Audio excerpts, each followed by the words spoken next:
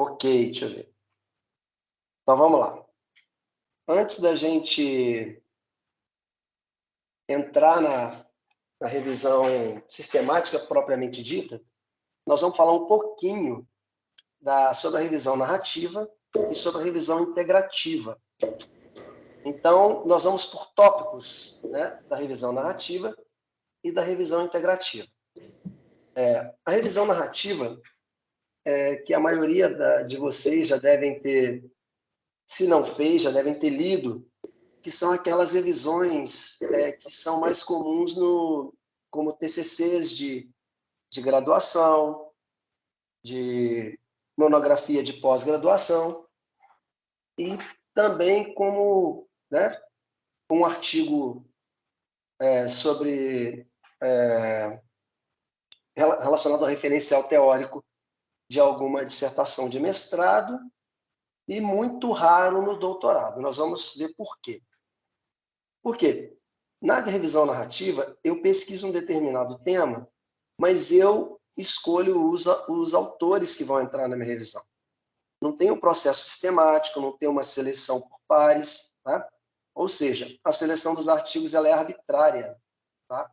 Isso implica num grande viés de seleção. Ou seja, tem uma grande interferência da subjetividade. Eu tenho aqueles artigos ali, eu sei que eles respondem à minha dúvida, à minha questão de pesquisa, e eu coloco os autores que eu quero.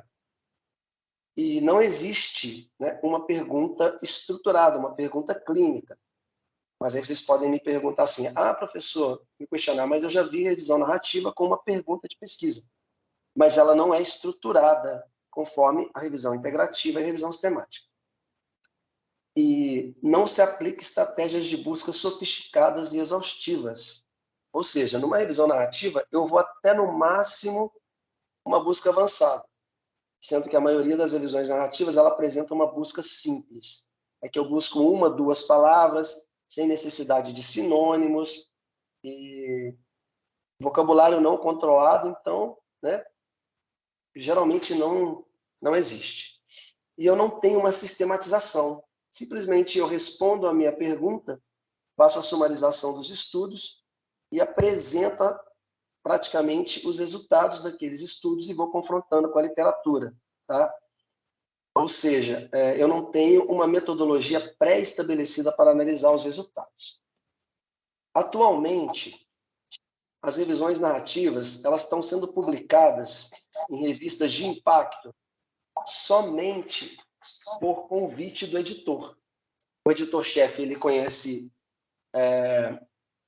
algum pesquisador que tem expertise em determinado tema e ele faz o convite para ele publicar naquela revista, né? É lógico que passa por revisão por pares e tal.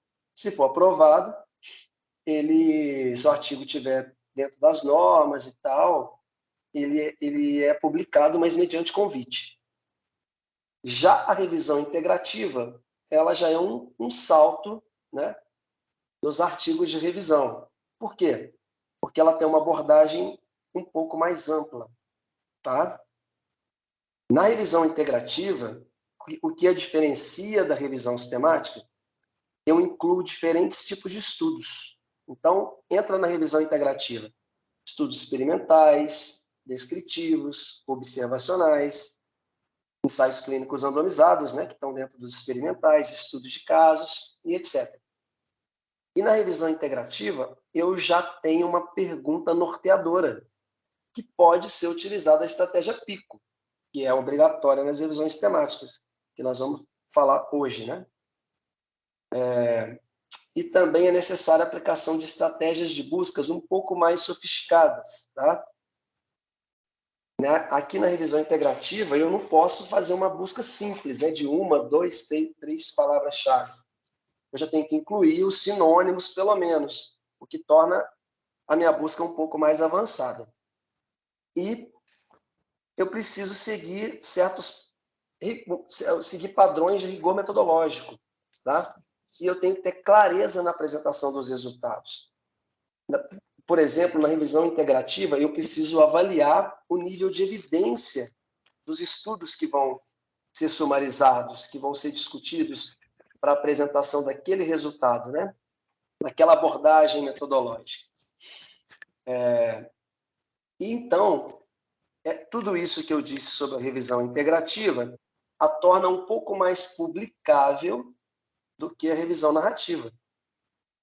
Então, se, por exemplo, eu não conseguir, eu não encontrar na literatura estudos homogêneos, estudos homogêneos não, de um mesmo tipo de desenho que responde à minha questão de pesquisa, e daí eu não consigo fazer uma revisão sistemática, não tem, sobre aquela minha pergunta, não tem estudos primários do mesmo desenho. E daí a minha saída pode ser a revisão integrativa, porque eu consigo colocar estudos de diferentes tipos de delineamento, com diferentes metodologias. Ok? Então, vamos seguir para a revisão sistemática.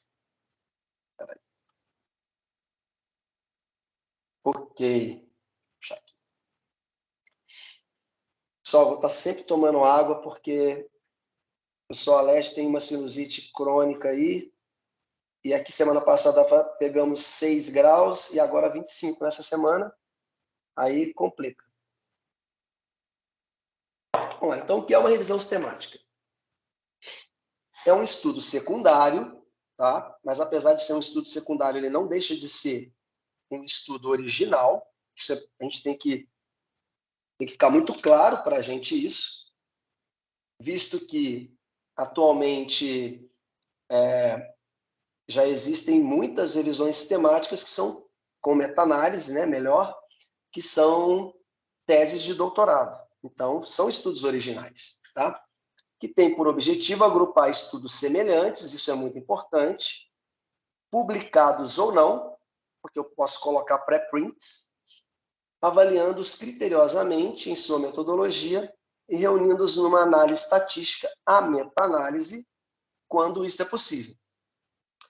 E o mais importante aqui, ó, atualmente é considerado o melhor nível de evidência para a tomada de decisões em questões clínicas. Por quê? Porque eu ganho tempo, tá? E eu ganho conteúdo, eu ganho robustez, eu consigo aumentar o meu N amostral reunindo estudos de alta qualidade, que é uma revisão sistemática, estudos primários de alta qualidade. Então, para o pesquisador, para o clínico, né, para ele tomar a decisão, ao invés dele ficar lendo vários estudos primários em separado, tá? Numa revisão sistemática, ele consegue ler vários estudos avaliados criticamente com relação ao viés, tá? Quanto à sua qualidade metodológica, num único estudo original de revisão sistemática. Então, é uma das características aí muito importantes da revisão sistemática.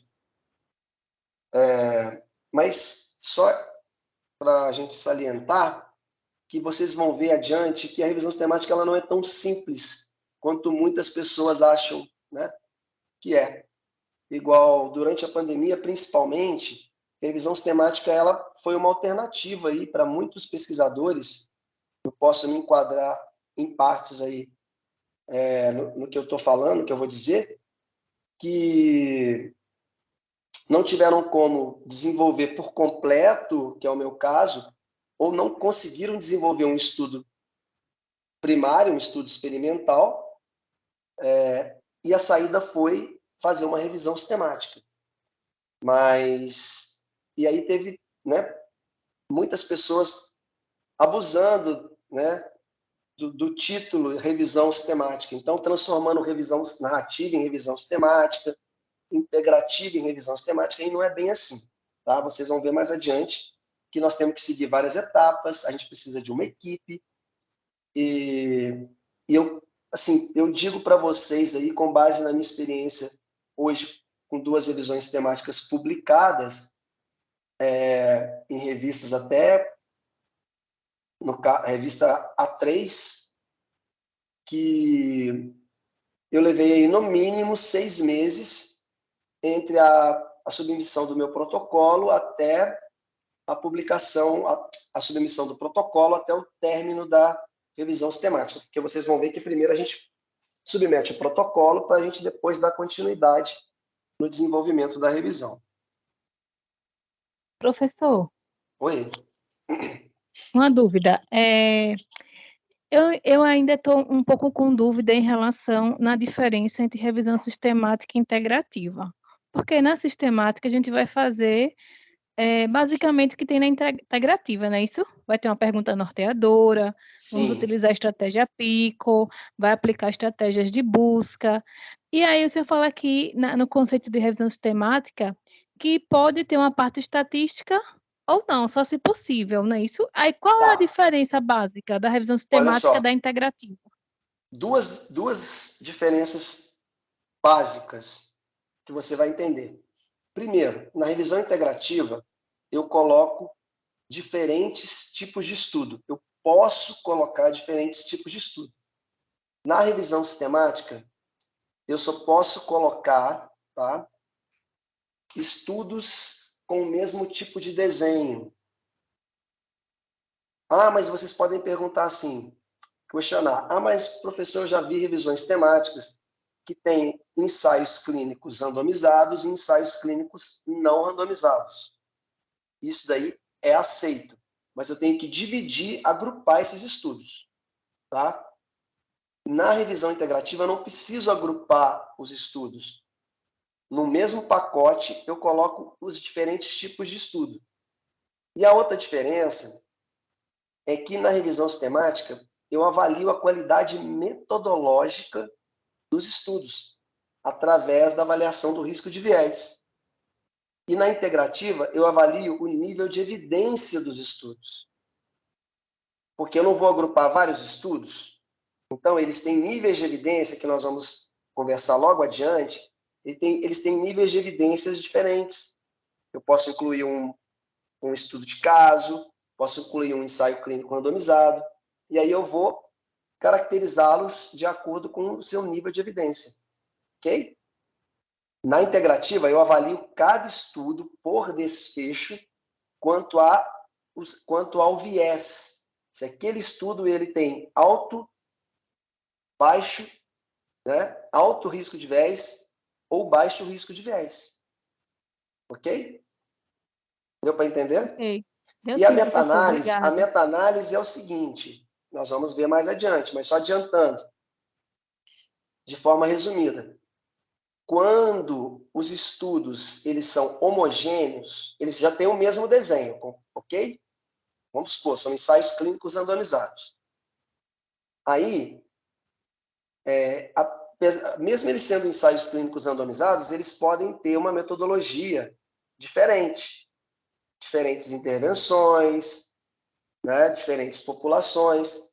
E aí, eu agrupei os estudos, mas eles não são homogêneos, eles não têm, né, uma mesma característica. E aí, não é passivo de uma meta-análise. Aí eu faço uma revisão sistemática qualitativa. Ela para aí. Agora, se os estudos são homogêneos, eu posso ir adiante e agrupar esses estudos e analisar quantitativamente esses estudos, que é a meta-análise. Ok? Deu para Agora, entender? Carlos, agora eu fiquei com dúvida. Aqui você analisa o viés dos estudos, É a sistemática. é a sistemática, que você falou integrativa aí. A Não. integrativa eu avalio o nível de evidência.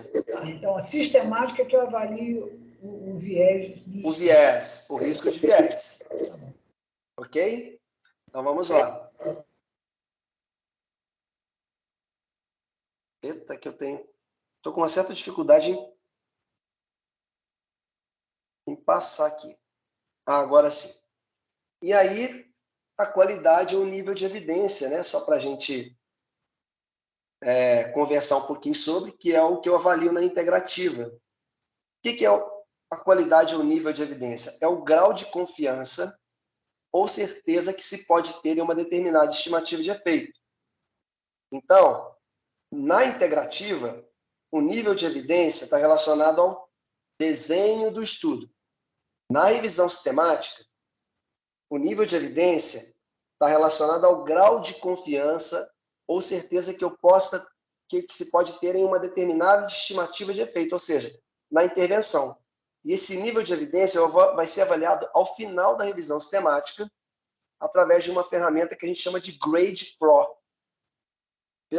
Se eu não me engano, será a nossa última reunião, ok? E aqui, essa figura aqui, ó, primeiro nós temos duas figuras aqui importantes. Eu preciso ter confiança e não basta ter evidências, né? Aqui eu tenho vários coelhinhos e um gato com a orelhinha de coelho. Então, né, essa ilustração aqui ela é ótima para a gente embasar a qualidade ou nível de evidência. E aqui a pirâmide dos níveis de evidência para tomada de decisões em questões de tratamento.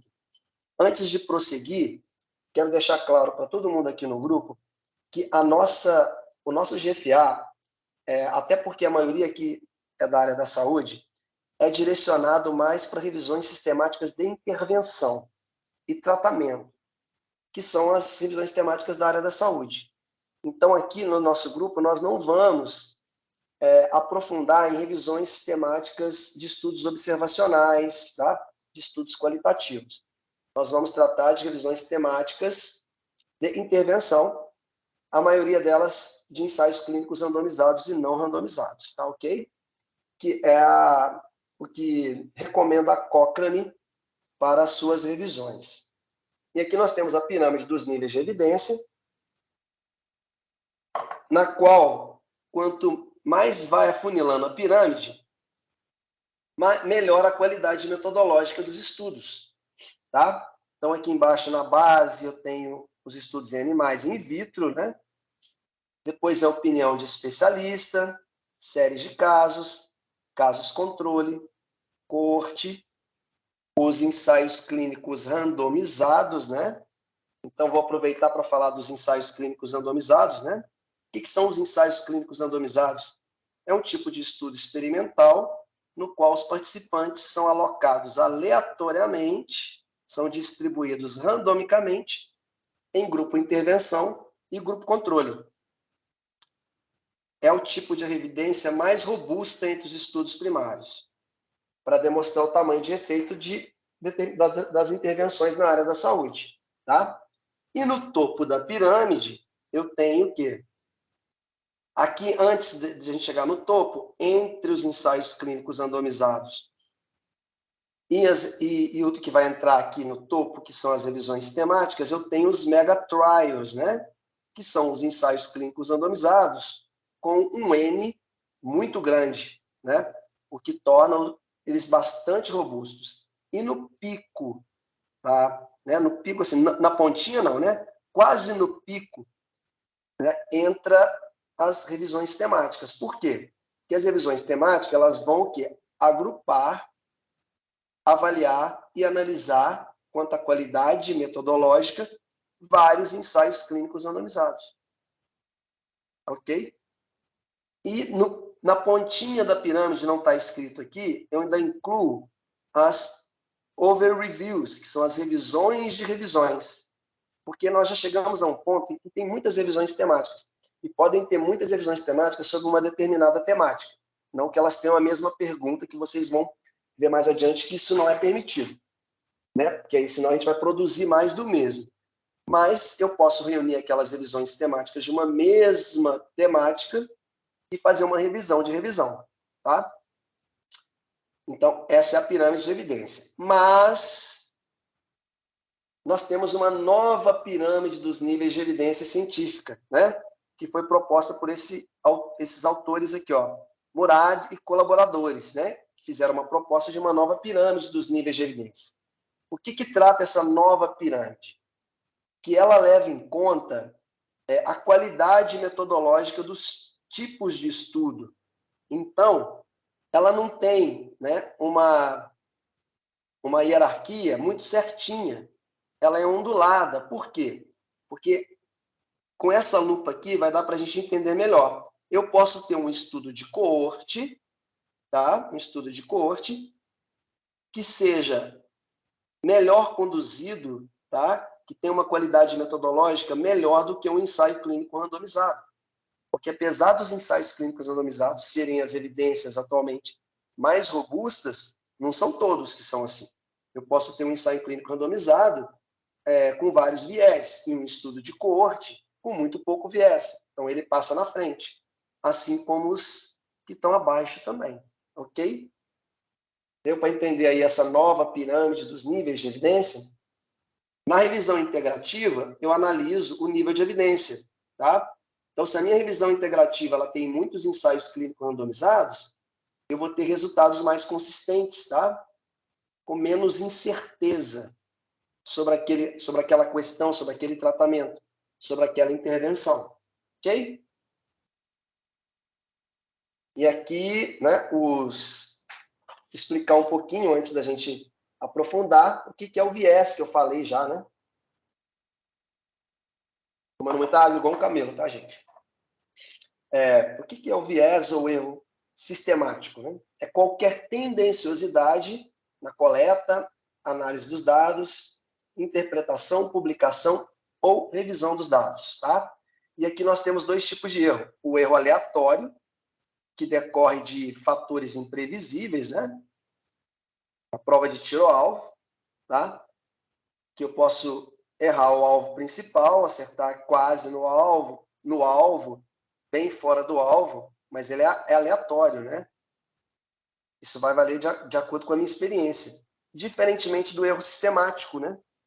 Que é causado por fatores previsíveis, né? Ou seja,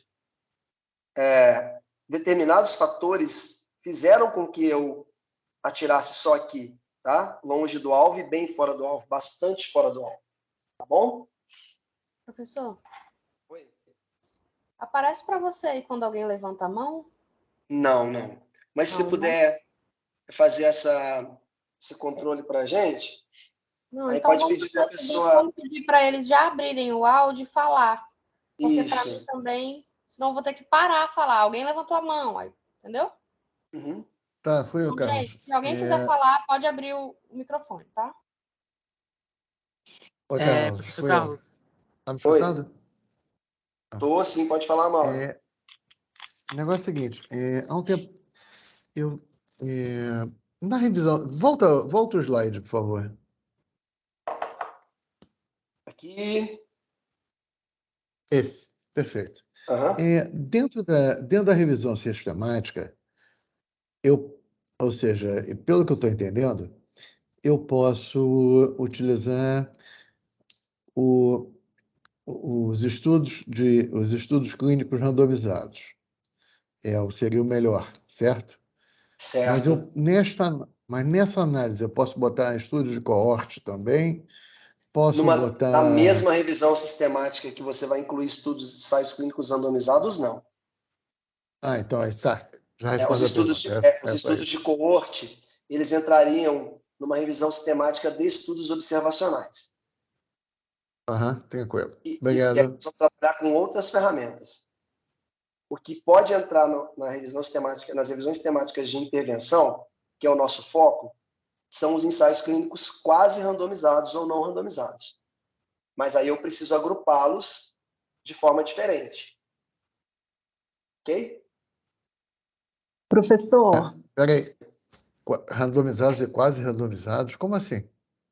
Os estudos, por exemplo, eu posso ter um estudo de grupo único, em que eu não vou alocar os participantes em grupo experimental e grupo controle. Eu tenho um mesmo grupo para ir pós. Sim, Ele é um isso estudo é um estudo quase experimental. quase Tranquilo. experimental. E aí ele pode entrar na minha revisão sistemática junto de estudos de ensaios com os ensaios clínicos randomizados, mas quando eu for fazer uma meta-análise, eu vou agrupá-los de forma diferente. Ok. Até na hora até para fazer a extração dos dados, né? Porque os ensaios clínicos randomizados, eu tenho o grupo controle e o grupo experimental. Já os ensaios clínicos quase randomizados, eu tenho um grupo único, é pré e pós. Ok? Mais alguém perguntou? professor, quando quando eu for fazer a busca, no caso, então, para fazer a revisão sistemática, eu já poderia colocar como, para poder excluir, enfim, vários estudos, eu colocar só estudos clínicos randomizados? Sim, nós vamos ver a pergunta pico mais à frente e a gente faz a estratégia de busca, que vai ser o tema de uma aula futura, de uma reunião futura aí, em que a gente pode fazer a busca pelo desenho do estudo, tá? Entendi. Tá. Eu não faço assim, tá? Porque eu deixo a minha busca mais abrangente, mas não tem problema se você fizer. Ok. Professor, Mais alguma pergunta? eu tenho como fazer uma revisão integrativa de revisões temáticas? Não. Só Não. de revisões temáticas? Só de revisões temáticas? Olha, eu acho que dá para fazer, né? Mas eu nunca vi. Você pode incluir revisões temáticas na revisão integrativa, mas geralmente as revisões integrativas elas incluem outros estudos. Igual, por exemplo, na minha revisão integrativa sobre COVID, eu coloquei revisão narrativa, eu coloquei revisão integrativa, me parece que entrou uma revisão sistemática, mas entraram ensaios clínicos randomizados, relatos de caso, opinião de especialista, ok? Mas poder pode, se você conseguir concentrar, o que você não pode deixar é estudo de fora. Entendi, mas eu posso restringir, né, o estudo para aumentar a relevância, né, da revisão integrativa. Isso, né? Porque se você vai incluir revisões temáticas, na sua revisão integrativa, aquele resultado da revisão sistemática, aquela conclusão, ela já é baseada num agrupamento de estudos já avaliados quanto à qualidade metodológica. Então, Eu ela acho que tem a ver com o É microfone lógico. Com tá certeza. interferindo na Se alguém fala. tiver com o microfone aberto aí, fecha para a gente para não dar interferência. Então, o que acontece quando eu incluo uma revisão? Mas só que eu tenho que ter cuidado, porque tem revisões sistemáticas em que o estudo, os resultados, eles têm que ser analisados com cautela, porque às vezes a revisão sistemática ela pode te dar um resultado com base em estudos com baixo risco de viés. Então, incluir a revisão sistemática na minha revisão integrativa. Beleza. Então, quando eu for lá na minha discussão, quando eu for discutir, né, confrontar os resultados daquela revisão sistemática com a literatura, eu não posso deixar de mencionar esse detalhe do resultado da revisão sistemática.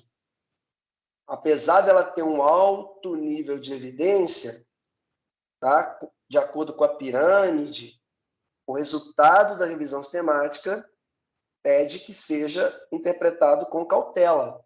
Por quê? Porque, vamos supor, 70% daqueles estudos da revisão sistemática foram avaliados com baixo risco de viés. Deu para entender? Então, tudo precisa ser discutido, analisado, justificado, tá? Isso é o que, principalmente na sistemática, é o diferencial, tá? das revisões sistemáticas. Posso incluir a integrativa aí também, quando são bem feitas, tá? Em que tudo que eu vou, vamos dizer assim, se eu vou excluir um estudo, eu tenho que justificar por que eu estou excluindo aquele estudo, principalmente depois de ter lido o texto completo, tá? Então, mais adiante vocês vão passar a entender melhor, tá bom? O que eu estou dizendo. Posso seguir? Vamos lá. Pode. E aqui nós temos os tipos de viés, tá? Eu vou passar bem rápido aqui, só para vocês entenderem, tá?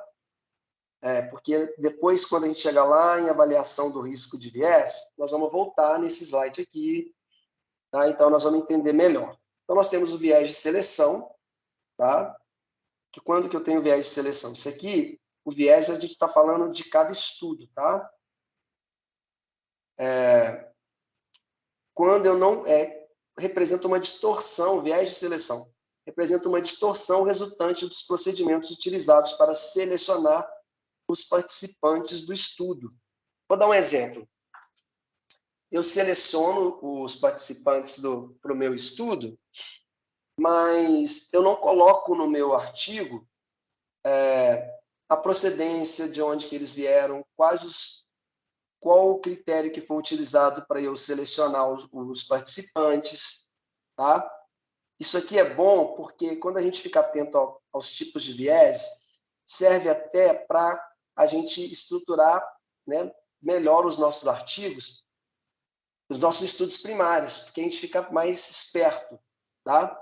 Então, se eu não coloco a procedência, o critério que foi utilizado para selecionar os participantes do meu estudo, eu já tenho aí um viés de seleção, tá? E relacionado à revisão sistemática, agora passando para a revisão sistemática, eu tenho um viés de seleção quando eu não consigo captar a totalidade das evidências que respondem à minha pergunta. Aí eu tenho um viés de seleção dentro da revisão sistemática. Viés de aferição está relacionado à maneira com que as medidas são realizadas, né, as avaliações. Viés de confusão refere-se à interpretação não apropriada sobre as associações encontradas. Viés de segmento é quando o segmento dos participantes do estudo ou medidas de avaliação foram incompletas. Nós temos o viés de análise, né, que são vieses nos resultados, quando eu tenho resultados falsos ou incompletos.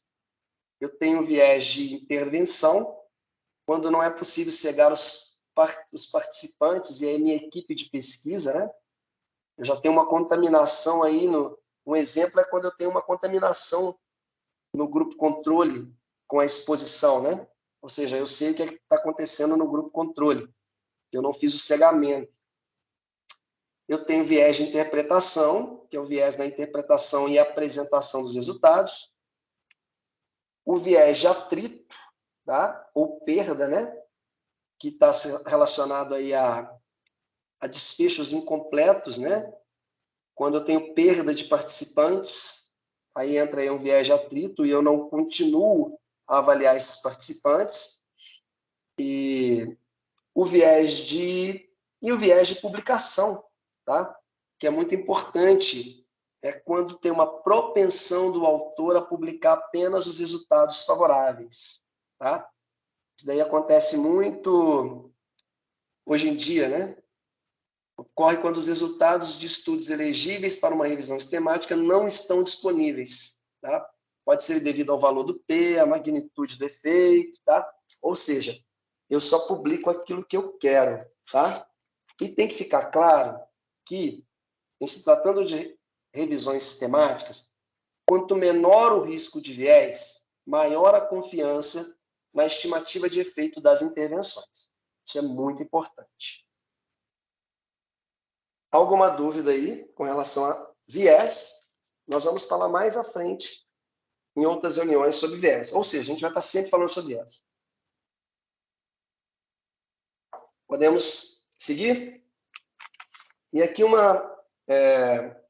um tópico que a gente vai estar sempre falando também, e serve para quem está desenvolvendo um estudo primário, né? Creio que a maioria daqui está ingresso no doutorado, mestrado, doutorado, a princípio vai desenvolver um estudo primário, né? Ah, agora eu descobri aqui que está escuro para o apontador. Ótimo. Então, nós vamos falar de validade interna, tá? O que é a validade interna? A validade interna é determinada pela forma como o delineamento, a coleta de dados e as análises foram conduzidos e expostas a vieses, tá? Então, a validade interna está relacionada à metodologia daquele estudo. E a validade externa está ligada à capacidade de generalizar e aplicar os resultados de uma pesquisa em outros cenários, tá? Isso é muito importante. Então, baixa validade interna, eu tenho grandes chances daquele estudo estar bastante enviesado, tá? E a validade externa, eu vou dar um exemplo. Por exemplo, eu tenho uma revisão sistemática em que eu tenho estudos heterogêneos quanto à população, tá? Eu tenho a mesma intervenção, mas eu tenho ali no pacote crianças, jovens, adolescentes. Os resultados dessa revisão sistemática vai ter uma baixa validade externa, porque eu não vou, né? Eu vou reduzir a minha capacidade de generalizar e aplicar os resultados daquela revisão sistemática em outros cenários, tá? No caso, eu teria que fazer uma revisão sistemática para cada população, tá? Em separado, para aumentar a validade externa daquela revisão sistemática. Deu para entender? Seguimos. E aqui os SCRs, né, os famosos SCR, que nós já falamos, tá? Eu divido, né, aleatoriamente em grupo controle, grupo experimental, considerado padrão ouro, tá? E são importantes para avaliar a eficácia relativa das intervenções. Quando eu falo em eficácia, eu estou falando de mundo ideal, né? Se eu não me confundir, mas creio que seja. E quando eu falo de efetividade, eu estou falando sobre mundo real, ok? Então, vamos aqui, né? Alguns tópicos para a gente conhecer sobre a revisão sistemática. O que faz a revisão sistemática, né? Encontra, avalia, sintetiza as melhores evidências disponíveis, auxiliando na tomada de decisões, tá? Na área de pesquisa, podem apontar onde há lacunas no conhecimento. Então, isso é muito importante, né? Por quê? Porque quando eu vou desenvolver uma revisão sistemática sobre aquela minha dúvida, primeiro que para eu desenvolver uma revisão sistemática, eu tenho que ter uma dúvida, tá? Eu preciso de um motivo, de um cenário clínico, né? Que seja relevante. E daí, desta dúvida, pode ter uma lacuna, né? O que vai permitir que eu desenvolva, né? Melhore e desenvolva um estudo primário, tá? Por quê? Os resultados daquela revisão sistemática pode direcionar para resultados que foram encontrados com uma determinada população, para determinado desfecho, mas não foi encontrado estudos para outro desfecho. E aí você aprofunda naquele desfecho em que não foram encontrados resultados para realizar o seu estudo primário, tá? E você usa essa revisão sistemática para justificar a lacuna, apontou a lacuna no conhecimento. Aplica métodos, isso é muito importante, a revisão sistemática ela aplica métodos sistemáticos, transparentes e reprodutíveis, né? Transparentes porque eu tenho que submeter o meu protocolo numa base de registro de protocolo, tá? Para qualquer pessoa que for acessar, já saber que já existe uma revisão sistemática com aquela pergunta, com aquela metodologia, e reprodutível, ou seja, tá? Se um outro grupo de pesquisa ela pegar a minha revisão sistemática, utilizar a mesma metodologia, por exemplo, com outra população, eu posso chegar, né, a resultados parecidos, né? É lógico que o diferencial vai ser o tipo de população, tá? Então, isso é muito importante.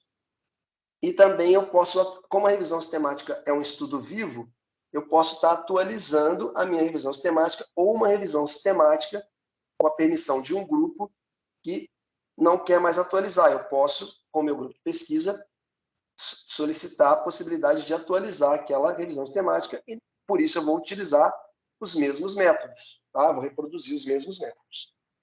Só vou atualizar a busca e etc. Condensa vários estudos primários para revisá-los e ter uma revisão geral e confiável da estimativa de efeito. Dessa forma, eu reduzo as incertezas e eu busco a melhor evidência disponível.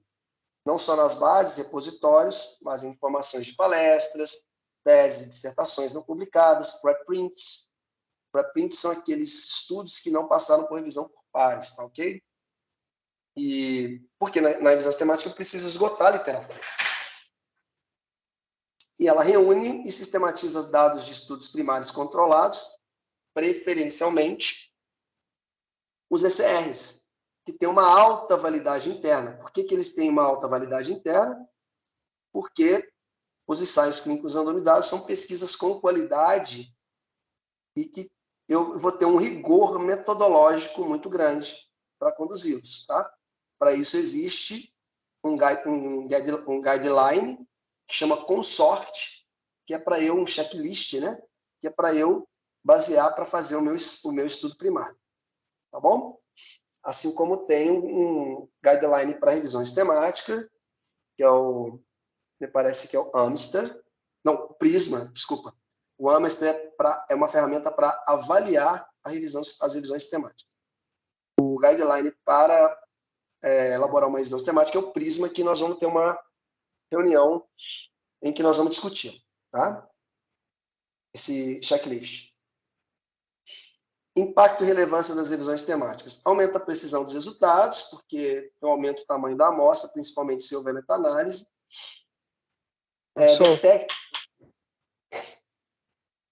Boa noite, uma dúvida, rapidinho. Quando o senhor falou que nas revisões sistemáticas a gente busca basicamente estudos parecidos, por exemplo, né, uma revisão sistemática de estudos randomizados, né?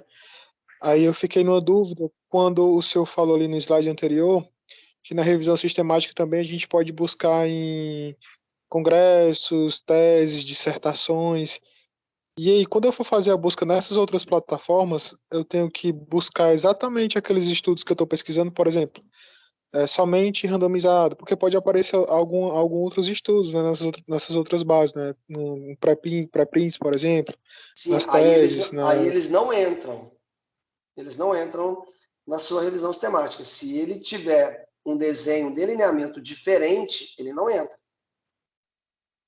Mas Sim. por que eu falei, por que eu disse que a gente busca em todos aqueles outros lugares, né, de forma a esgotar a literatura? Porque eu posso ter um protocolo de estudo. E aquele protocolo de estudo é um protocolo de um ensaio clínico randomizado, em que eu dividi aleatoriamente em grupo experimental e controle.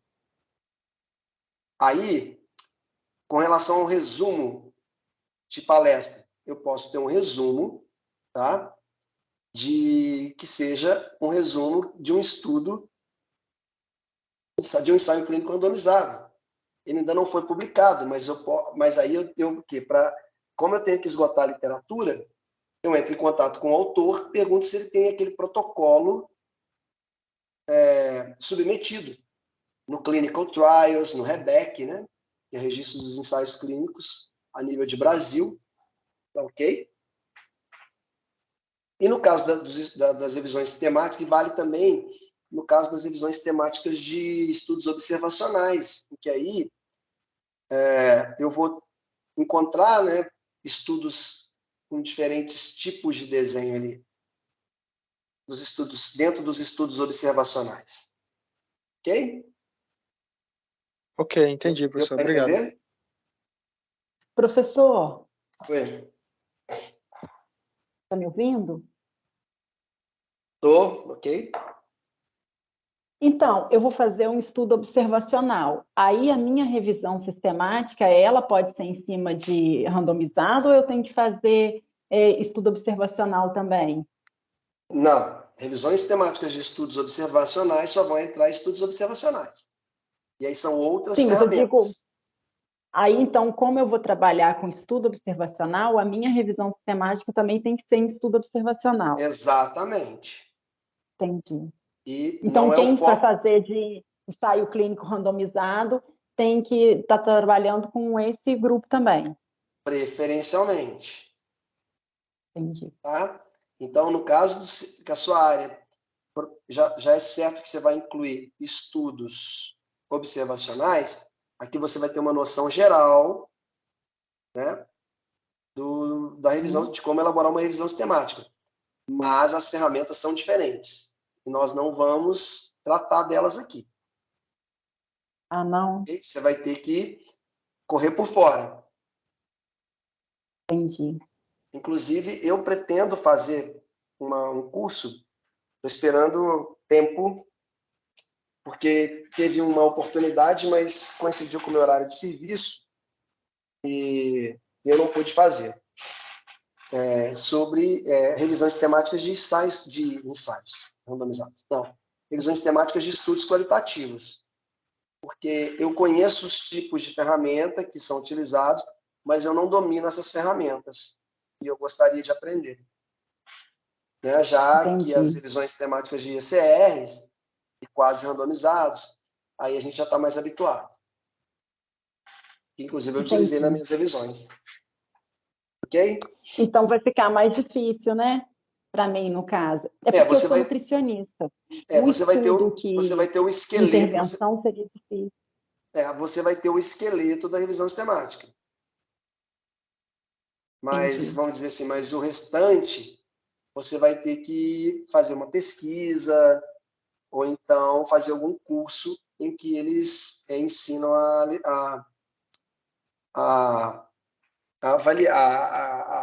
lidar com essas ferramentas. Ok? A estatística, se tiver meta-análise, é diferente. São outros métodos estatísticos. Ok? Entendi. Então, continuando tá bom, aqui. A Karen está com a mão levantada, professor. Pode perguntar. Karen? Boa noite a todos. Boa noite, professor. Boa noite. Professora, minha dúvida é o seguinte, o trabalho que eu vou fazer é um estudo comparativo, e eu sou inexperiente ainda, então a professora Fabiana me aconselhou a entrar no grupo para começar a me familiarizar, né? E nesse caso, como é um comparativo, qual que eu deveria usar? Qual desses... Depende, você vai comparar dois grupos? São dois grupos, não, é o mesmo grupo em dois espaços diferentes. Um e meio. Braço único. Sala. Mas aí, braço único, não é? Pré-pós? É. Mas é uma intervenção, é uma intervenção qualitativa ou quantitativa? Você vai aplicar questionários? Ou você vai fazer um experimento, aplicando testes, protocolos. Protocolos e questionários. Inclusive, Então não são ensaios clínicos randomizados.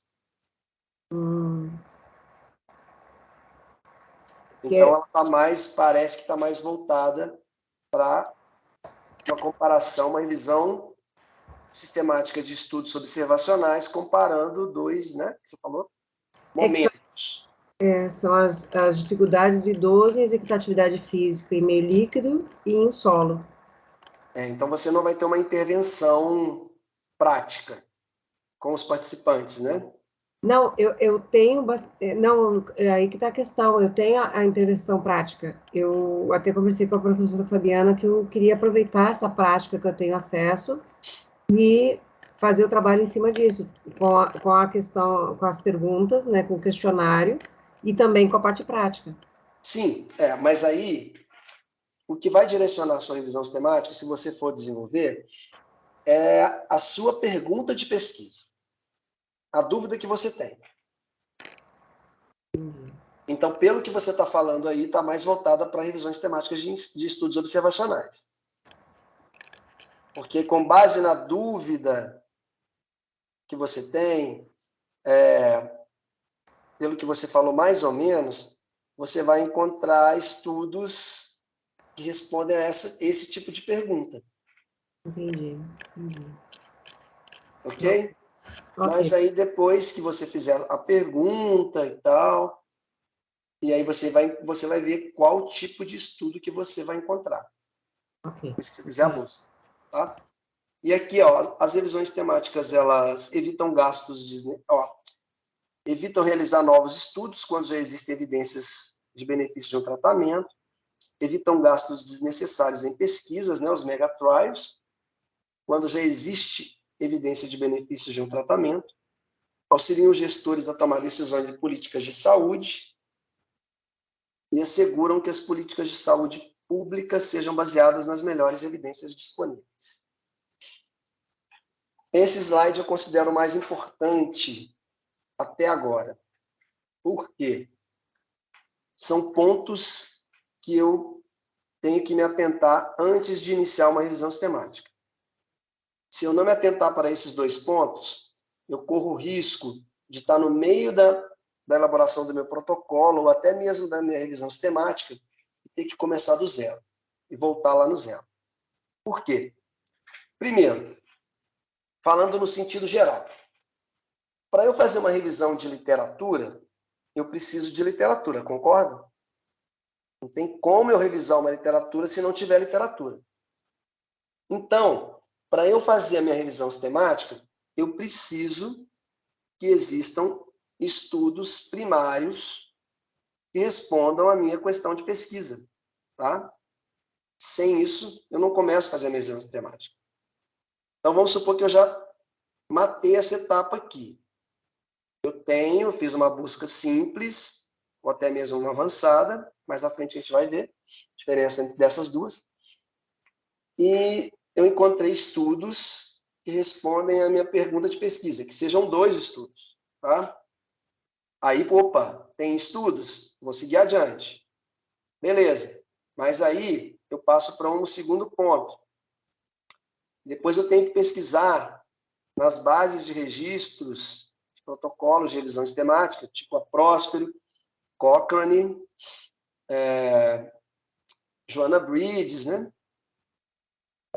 Se já existem revisões sistemáticas com a mesma pergunta. E se já existir uma revisão sistemática com a mesma pergunta que a minha, para que eu vou produzir mais do mesmo? Tá? Então, voltando ao item número 1 aqui, o primeiro ponto. Se não tem, tá, estudos primários que respondem à minha questão de pesquisa, ou seja, eu chego à conclusão que eu preciso fazer um estudo primário sobre aquela pesquisa, sobre aquela questão de pesquisa, sobre a minha dúvida. Ok? Entenderam? E essa figura do lado direito aqui, do meu lado direito, ela ilustra, né, que eu não consigo fazer uma revisão sistemática sozinho. Olha aqui o moço aqui se desdobrando sozinho, o autor da revisão sistemática, uma pilha de papers, né? É lógico que hoje é tudo pelo, né, online, pelas bases, mas aqui só para ilustrar, tentando juntar as peças do quebra-cabeça para poder formar a revisão sistemática. Mas sozinho não consegue, eu preciso de uma equipe, tá? Nós vamos precisar de juízes para selecionar os estudos, depois de colaboradores para extrair os dados dos estudos selecionados, depois de colaboradores para avaliar o risco de viés, até pessoas, de preferência da área da biblioteconomia, para poder montar a estratégia de busca, tá? Porque eles têm expertise nessa parte, nessa etapa de uma revisão sistemática. E se eu tiver uma pessoa na minha equipe que tenha domínio de estatística, de meta-análise, melhor ainda. Eu mesmo estou aprendendo meta-análise. Estou no início da meta-análise, tá? Porque é estatística. É complicado, é difícil. Todo mundo sabe aí que estatística, se não estiver praticando, não dá caldo, tá? Então, e por isso que até agora esse slide é o mais importante. Observar esses 2 pontos e ter a clareza que eu não consigo fazer uma revisão sistemática sozinho. Chegamos aí só para falar um conceito da meta-análise, mas eu pergunto se alguém tem alguma dúvida até agora. Professor, supondo que eu tivesse feito uma pesquisa e cheguei, fui excluindo, e fiquei com um artigo só. um artigo, eu não consigo fazer uma revisão sistemática com um artigo. Sim, mas Eu não assim, dos 12 que eu fiz, dos 12 artigos que ficaram, então, no caso, eu não posso ficar com um, só no mínimo 2, é isso? No mínimo 2, principalmente para meta-analisar. Porque vamos supor que você pode até fazer uma revisão sistemática com um estudo. Beleza. Mas você tem que justificar muito bem, tá? Que não existe outros estudos sem ser aquele na literatura que responde à sua questão de pesquisa. E aí você submete a sua revisão sistemática com um único estudo para uma revista. E daí a sua estratégia de busca ela não ficou, teve um erro em alguma parte. E daí o revisor ele identifica esse erro e volta à sua revisão sistemática falando que você deixou de incluir tal artigo que responde à sua questão de pesquisa. E aí rejeita a sua revisão. Aí você retorna para... Aí você pode utilizar esses artigos e refazer? Olha, você tem que começar do zero, né? Porque a sua estratégia de busca está errada. Entendi. Entendeu? Você pode até... Do zero não, né? Você já tem a pergunta. Mas pelo menos voltar na estratégia de busca, né? Ver o que você errou, se você deixou de incluir sinônimos ou algum vocabulário controlado. Ok? Tá. E, tipo, às vezes a pergunta tá tão específica que ela deixa de extrapolar, né, essas questões. Porque, por exemplo, para a pergunta clínica de um paciente que é muito específico, né, que tem muitas, tipo, comorbidades, ele não é, tipo, representativo da vida real, né, tipo, de pacientes que têm essas comorbidades. Então, se você especificar muito, né, tipo, esses escritores, por exemplo, aí você vai ter um número muito pequeno, né, de estudos. Sim. Então, você tem que aí não especificar tanto, né, porque você precisa Isso ter uma amostra grande para que seja significativo. Isso aconteceu comigo. A minha primeira revisão sistemática, ela foi praticamente a minha dúvida do meu estudo do doutorado. E daí, como era muito específico, né, que é flexibilidade e inflamação, eu só encontrei 3 estudos. E os 3 estudos de um mesmo autor. Eu consegui publicar, mas eu justifiquei, né, o porquê que só tinha aqueles 3 estudos. E daí foi aceito. Mas eu fiquei com muito medo, porque não ficou uma revisão sistemática robusta, com um nível de qualidade alto, porque são só 3 estudos, mas também eu não poderia deixar de dar continuidade, tentar submeter essa revisão sistemática, porque são só 3 estudos, mas contribui para a ciência, ou seja, identifica uma lacuna no conhecimento. E sobre aquele tema ali, eu preciso de mais estudos para que futuras revisões temáticas, tá, tenham resultados com maiores níveis de evidência, melhor qualidade metodológica, porque dos 3 estudos, 2 tinham, né, baixo risco de viés. Então, comprometeu aí os resultados. Os resultados os resultados eles foram apresentados com cautela, para você extrapolar para outra população, para uma tomada de decisão, porque são muito poucos estudos. Deu para entender? Não, entendi. Eu tô achando, assim, que eu fiz já uma busca toda, mas, assim, para mim tá faltando alguma coisa, o feeling do negócio, para ver se eu achasse outros artigos, mais artigos que tivessem a ver com o que eu estou pesquisando. Posso te dar uma dica? Os artigos que você encontrou, que responde a sua pergunta, você vai lá nas referências dele e veja se tem artigo que responde a sua questão de pesquisa e que você não encontrou na busca. e eles podem ser incluídos na revisão sistemática através da busca manual. Ah, tá. Então tá. Ok? Tá. Então vamos para a meta-análise, tá? O que é a meta-análise? A meta-análise é um conjunto de métodos estatísticos e gráficos, tá? A meta-análise, ela aumenta o poder do estudo através do aumento do N amostral, tá? Ou seja, ela combina os resultados de vários estudos semelhantes, isso é muito importante, eles têm que ser homogêneos, com o mesmo tamanho do efeito, tá? Com a mesma medida de tamanho do efeito.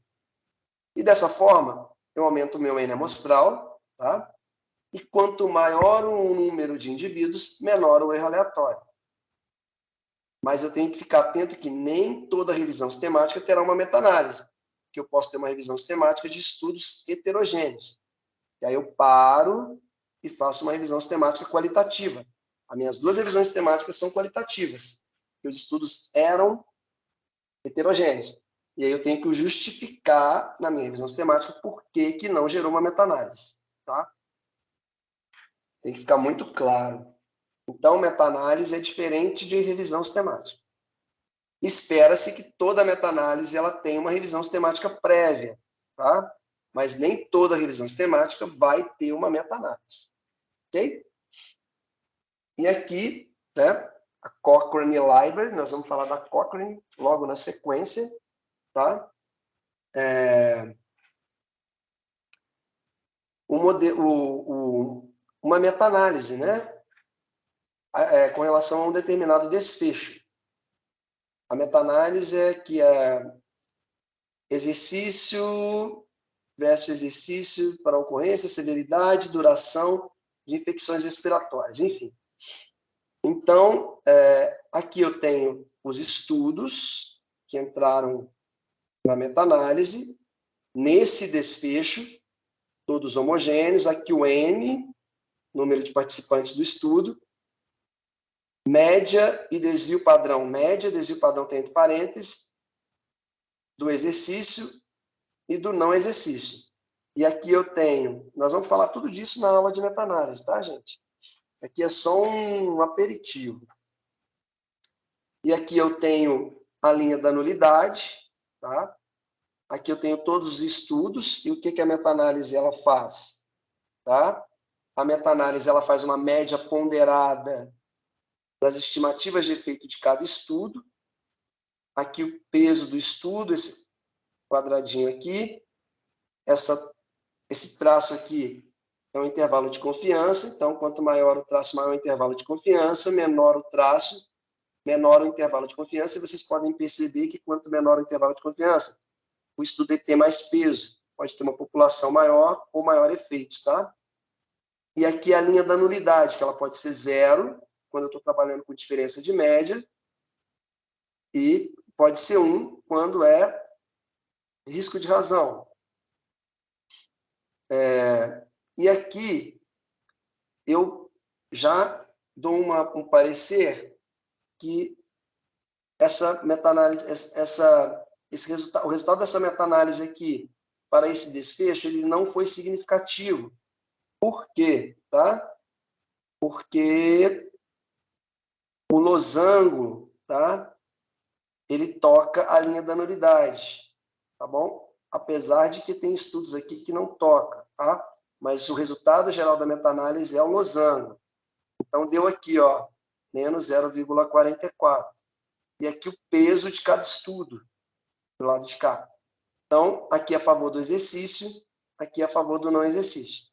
Só para ter uma noção geral, aqui o I2 deu 88,1, que o I2 é heterogeneidade, então, acima de 50 pode-se considerar que a heterogeneidade é alta, mas esses detalhes a gente vai falar mais adiante, na penúltima reunião, me parece. Ok?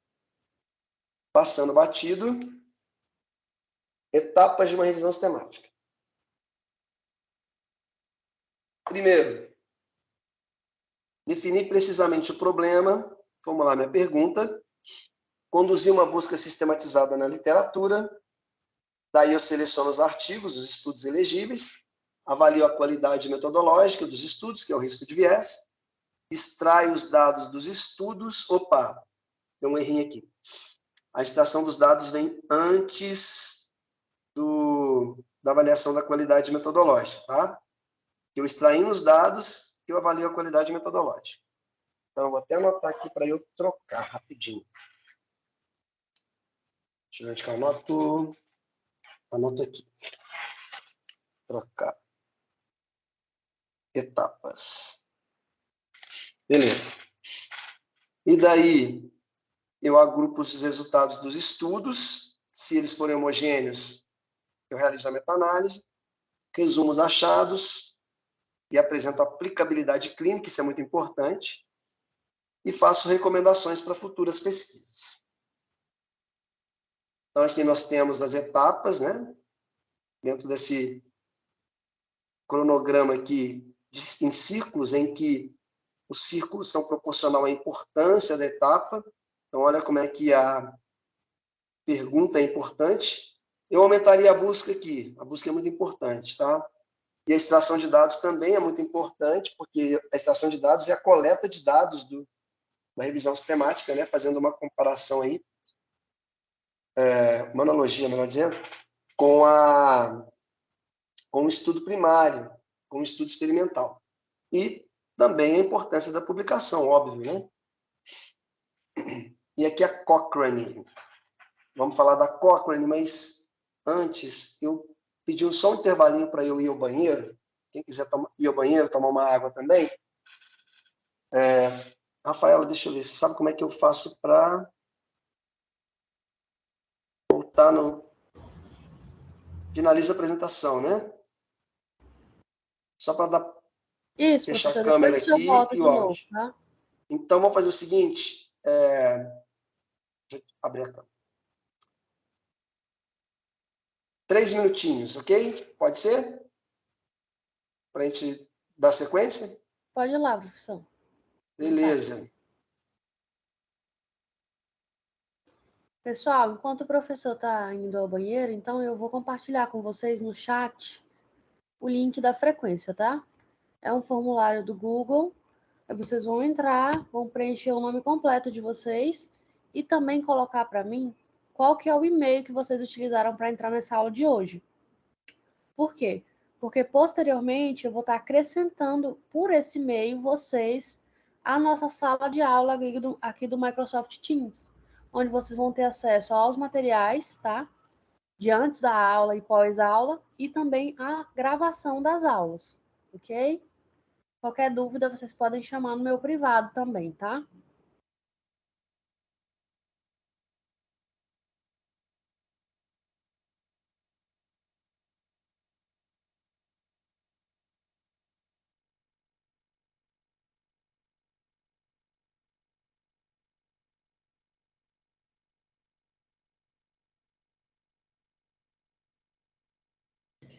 O chat não tá disponível, Rafaela.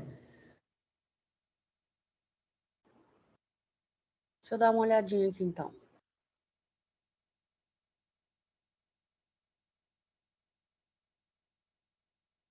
Gente, a aula é até 9h30 ou 10 horas? Seria até 9h30, Lê, mas eu acho que a gente deve estender uns minutinhos. Não tem problema, não, que eu não me recordava. Obrigada. Rafaela, deixa eu tirar uma dúvida, Savânia. No e-mail, para acessar a sala de aula, tem que ser Gmail, não tem que ser? Ou é engano meu? Não sei te falar, Vânia. Porque só tem sala de aula em Gmail. Porque eu hoje entrei pelo meu e-mail do Microsoft, que é institucional. E se eu colocar esse e-mail, não vou conseguir acessar, porque só o Gmail que tem Google Classroom, o e-mail institucional não tem. Ah, não, amor, mas não é o Google Classroom, tá? É a sala de aula do Microsoft Teams. Ele também tem uma sala de aula. Tá bom? Então tá ótimo. Tá, gente, obrigada. Ninguém conseguiu acesso ao chat, não? Consegui não, Rafaela. Tá, então vou fazer o seguinte, eu vou compartilhar lá no nosso grupo, tudo bem? Tá bem.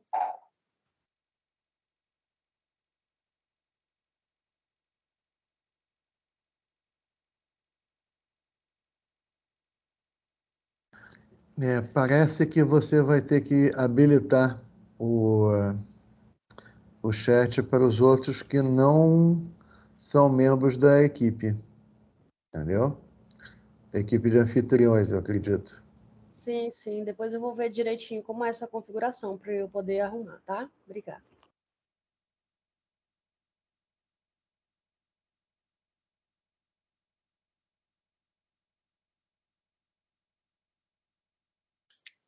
Voltamos. Deixa eu apresentar novamente.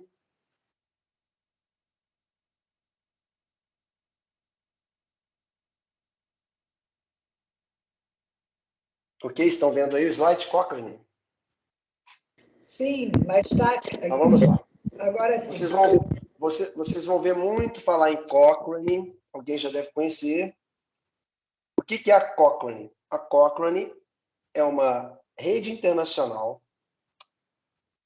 cuja principal missão é usar informações de alta qualidade para a tomada de decisões em saúde, através de revisões sistemáticas. Então, a Cochrane, ela é referência em revisões sistemáticas. Você quer aprender a fazer uma revisão sistemática? Além de estar participando aqui do nosso grupo, eu aconselho que vocês leiam pelo menos uma revisão Cochrane. Vão deparar aí com revisões enormes, mas são completas e seguem um rigor metodológico impecável, tá? Nós vamos trabalhar aqui, nós vamos discutir aqui no nosso grupo só ferramentas recomendadas pela Cochrane. E aí vocês podem me perguntar assim, Carlos, como que eu faço para fazer uma revisão sistemática Cochrane? É bem difícil, tá? Por quê? Até então, eu teria que entrar em contato com um grupo Cochrane, que a Cochrane ela tem grupos temáticos, enviar o meu título, a minha pergunta, o título e pergunta, e o grupo ele aprova ou não, aprovaria ou não. Mas me parece, eu assisti uma live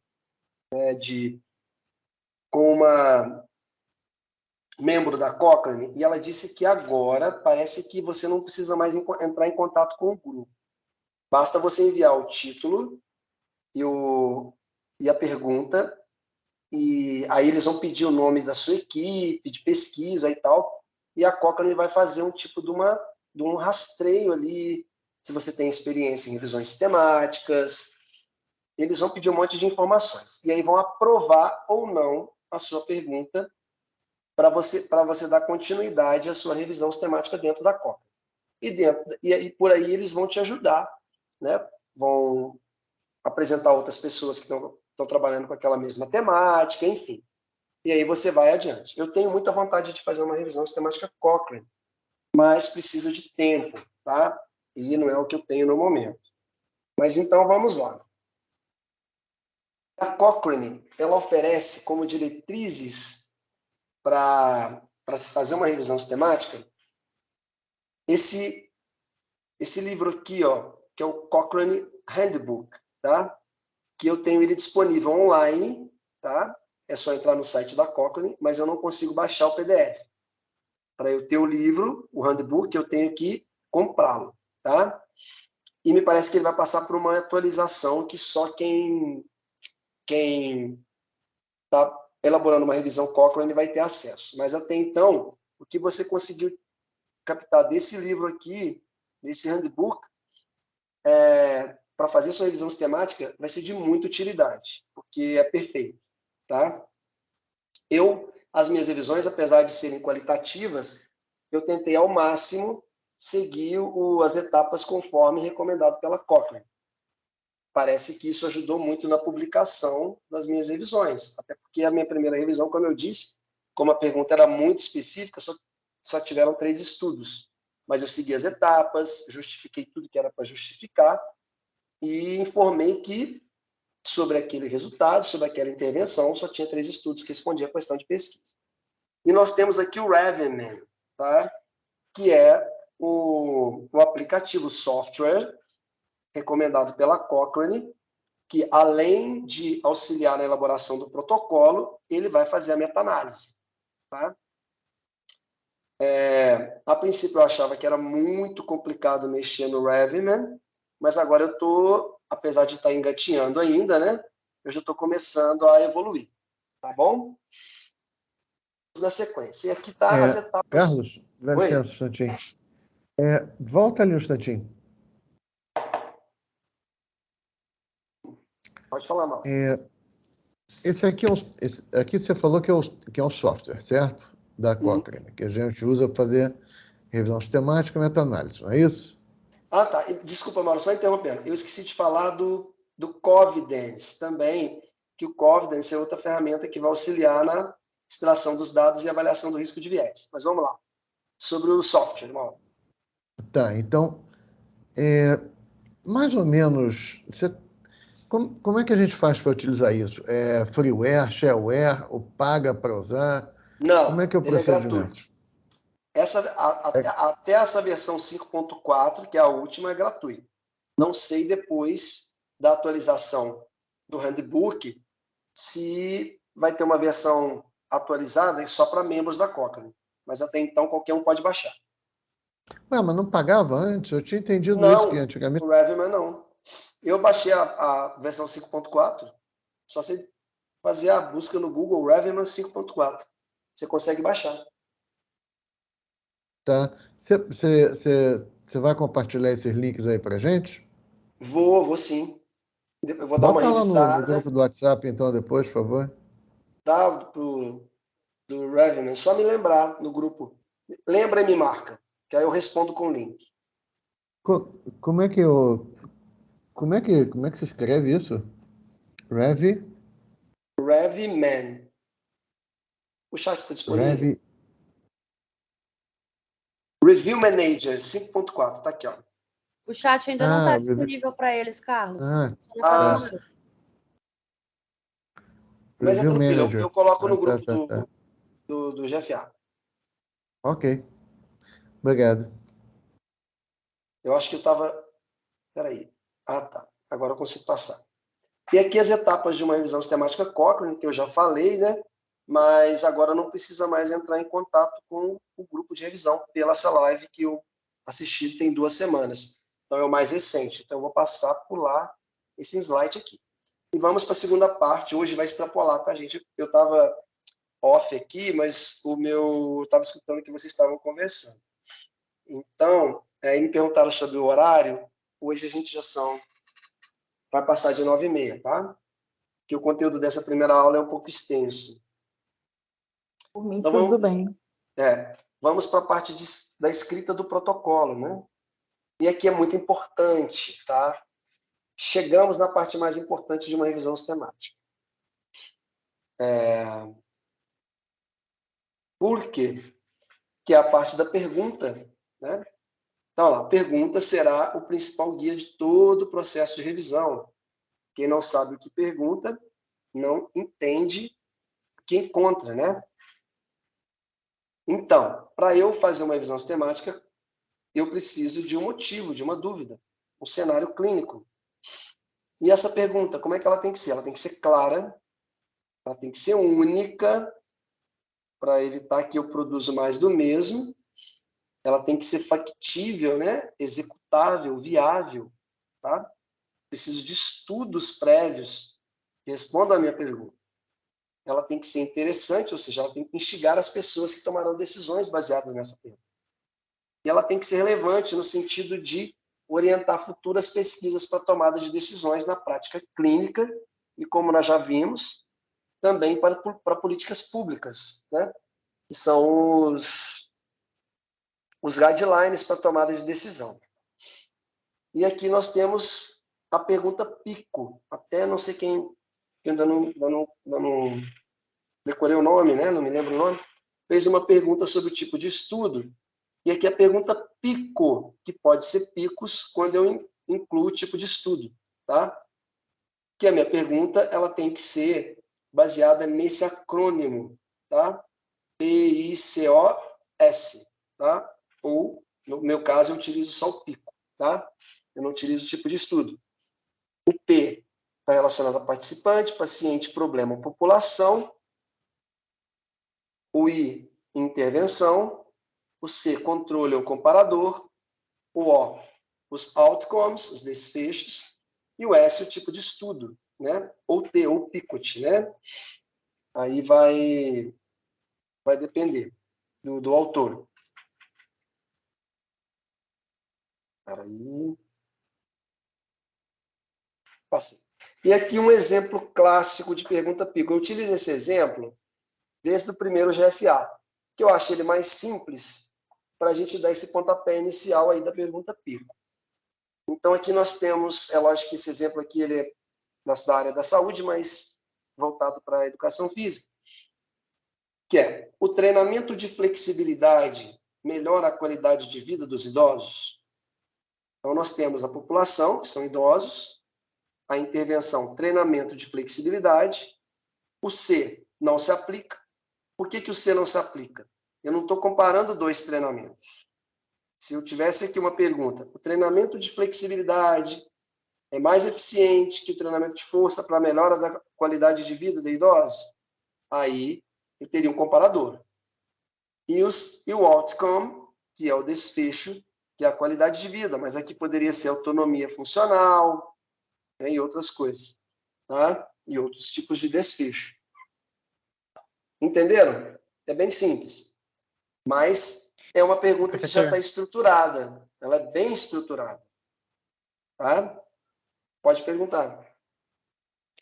Mas, para esse caso, o comparador, você não poderia comparar com um grupo que não está fazendo a atividade, no caso, o treinamento? Um grupo de sedentário, por exemplo? Ou um grupo que faz uma atividade padrão, né? Sim, mas aí eu teria que colocar na minha pergunta. Eu posso até colocar não se aplica aqui e está comparando com esse grupo, mas eu vou colocar no texto da minha revisão sistemática. Eu coloco o comparador quando eu comparo com outro método, outro protocolo, outro teste. Deu para entender? Deu sim. Professor, Oi? no estudo observacional eu também vou usar o PICO? Não. Aí é outro tipo de acrônimo. Eu imaginei. Porque aí você pode, eu não posso te falar com certeza, mas pode ser ao invés do desfecho, ser o contexto, entendeu? Entendi. Porque são, Aí deixa eu te porque a pergunta, o tipo de pergunta que vai atender aos nossos tipos de revisão sistemática de intervenção é a PICO. Com estudos observacionais pode ser PECO, me parece. Eu não tenho Pode certeza. ser PICO também, professor. Só que em vez de ter o C e o O como duas siglas, vira COzinho, que é o do contexto. Do contexto, PICO. Exatamente. É porque a minha pergunta de pesquisa, que eu fechei com o professor Estélio, ele me falou que a composição corporal seria o desfecho. Qual que é a sua pergunta? Qual a composição corporal de idosos com base no padrão alimentar em função do ritmo circadiano e nível de atividade física?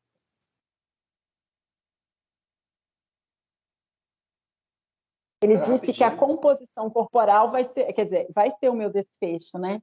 Porque, na verdade, eu vou avaliar tudo isso e ver qual a composição corporal desses idosos baseada no padrão alimentar, no ritmo circadiano e no nível de atividade física que eu vou avaliar só se é sedentário ou ativo. Oi? Eu acho que a minha conexão caiu. Deu probleminha aqui na minha conexão. Você quer que eu repita a pergunta, professor? Eu estou atrasando a aula. Não repete, porque deu um probleminha aqui na minha conexão. Aí ficou mudo. Eu não estava te escutando. Vocês estão visualizando a tela?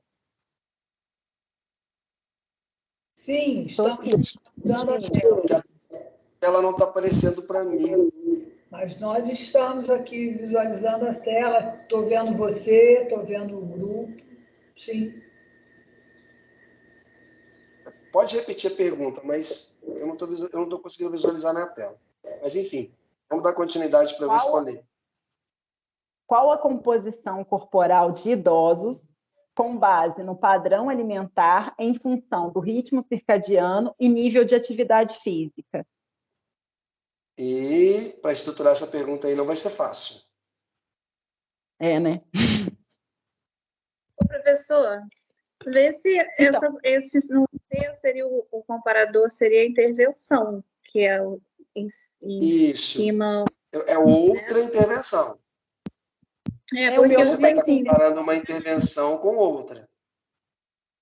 Porque eu estou vendo ela falando, por exemplo, no comparador intervenção, a gente tem um comparador controle e uma intervenção alternativa. Nesse controle, eu teria nenhum tratamento placebo ou uma intervenção fictícia. No caso de quem é observacional, seria nenhum tratamento, você só vai observar. Não é isso?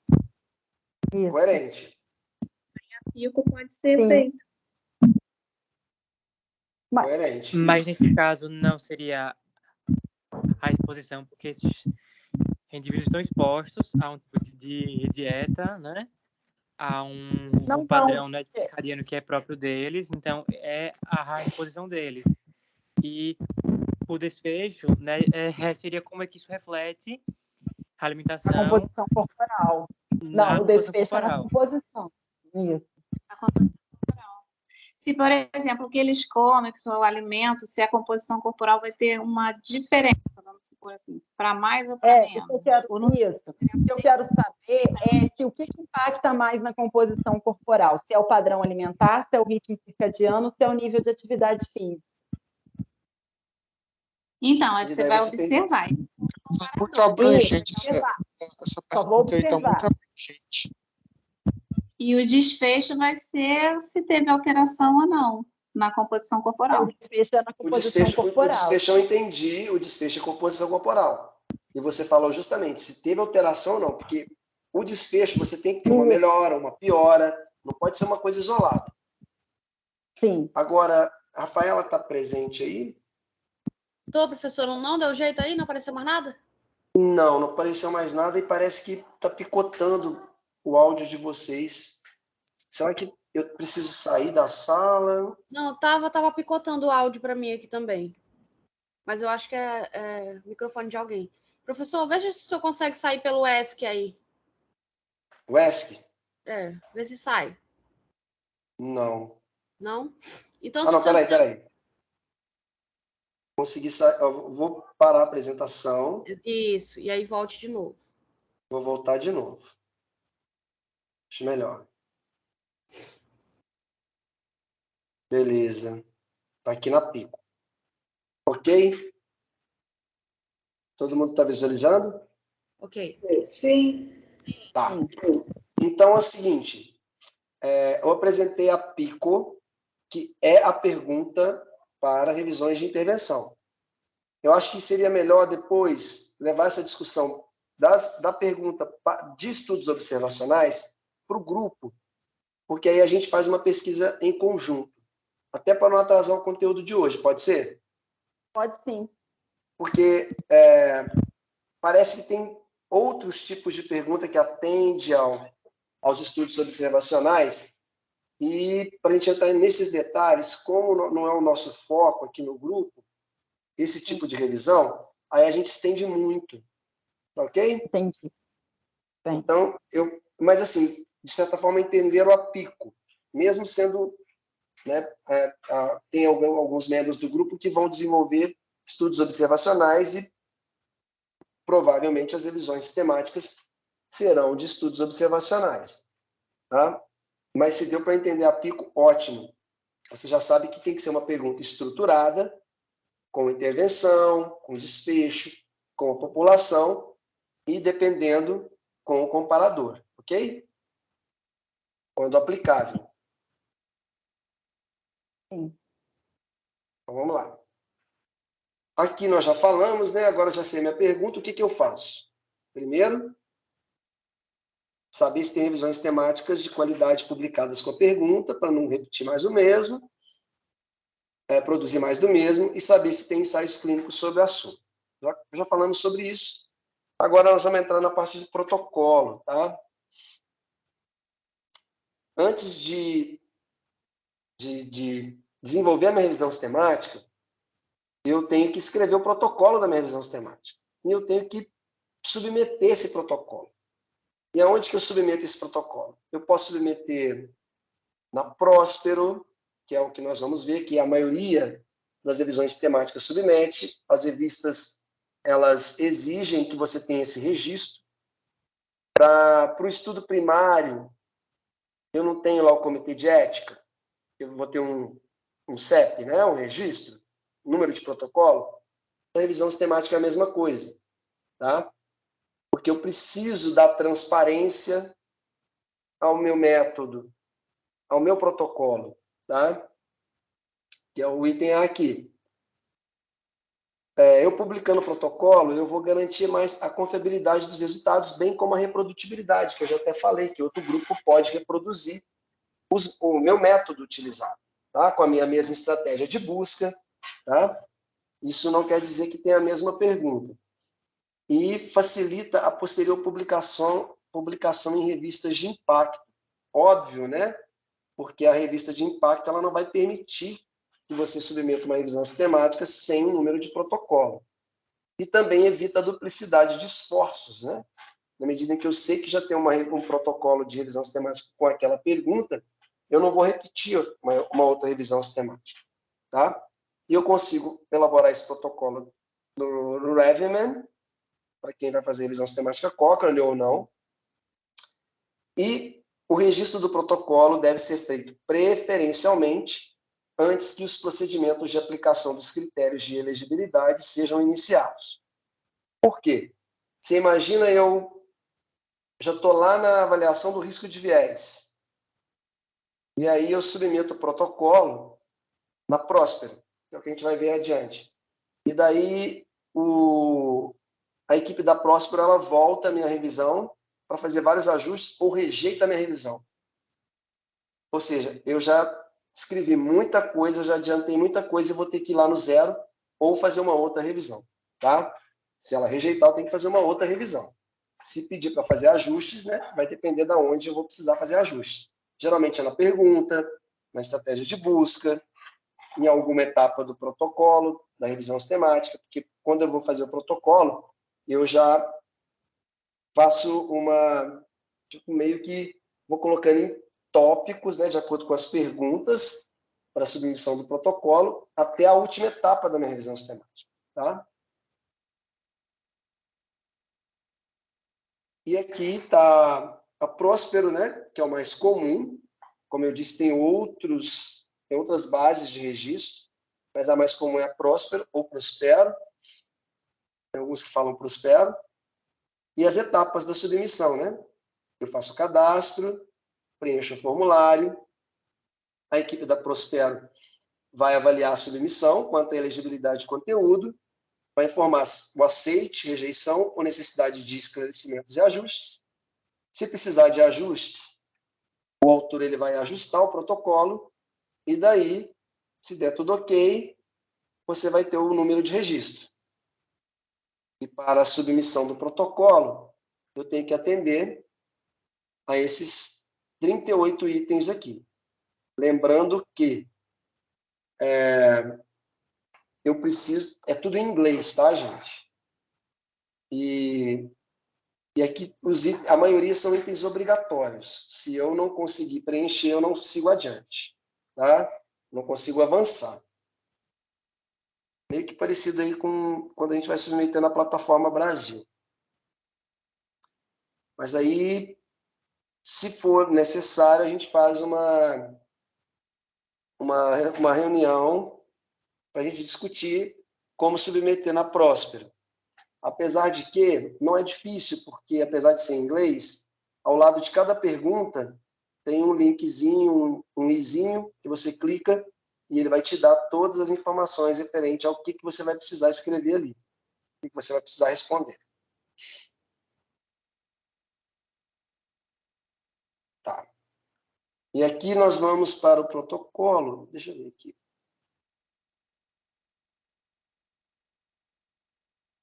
Rapidinho. tentando tirar isso aqui. Estão visualizando aí? Objetivos primários e secundários? Sim. Beleza.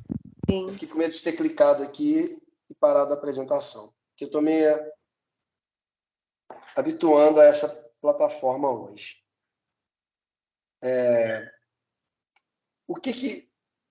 Como que eu vou montar o objetivo da minha revisão sistemática? Isso aqui é uma sugestão da Cochrane, né?